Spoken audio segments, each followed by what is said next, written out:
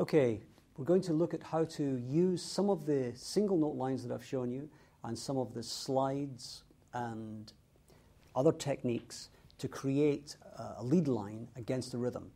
In this context, I'm just going to use two chords, and the chords are going to be E and A, or more accurately, E7th and A7th.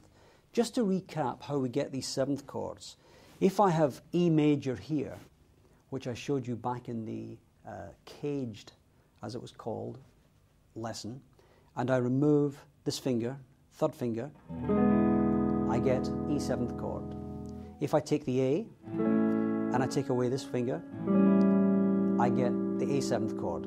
Now there is another way of fingering this, because sometimes this is a little bit squashed in between the other two fingers. You can actually play that like this. This may be a little easier for you to play, and you'll see this clearly on the diagram. And the rhythm I'm going to use in this is a combination of eighth note rhythms, one and, two bass notes followed by the chord. Another little trick, just to show you, we know that this low E here can have a higher E and a higher E. And if we're playing the six strings, all those notes are involved. But we can do the same thing with the D. We can find a D up here on the second string and just make that seventh chord a little rockier. So this is the kind of rhythm that we're going to use. I'll give you a bit of drum machine.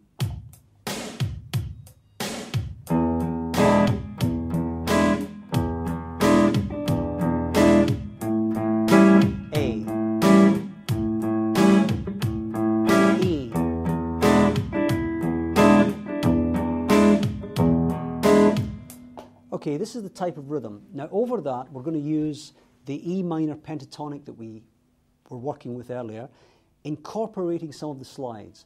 But I also want to refer back to right at the very beginning when we used this tuning idea that I showed you, using the E and the open E.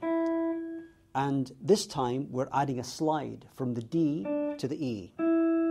We can also incorporate this other one, which is the A and the E. Now, whether you slide with the second finger or the third finger, it's really up to you. It's whatever you find comfortable. It doesn't make any difference to the sound which one you use. So just to give you an idea of how that'll sound, I'll play some chords.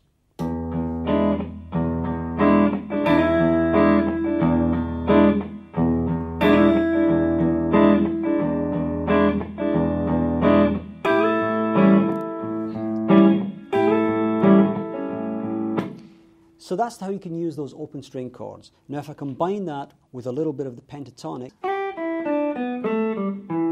we get this kind of idea. Okay, here we go with the drums.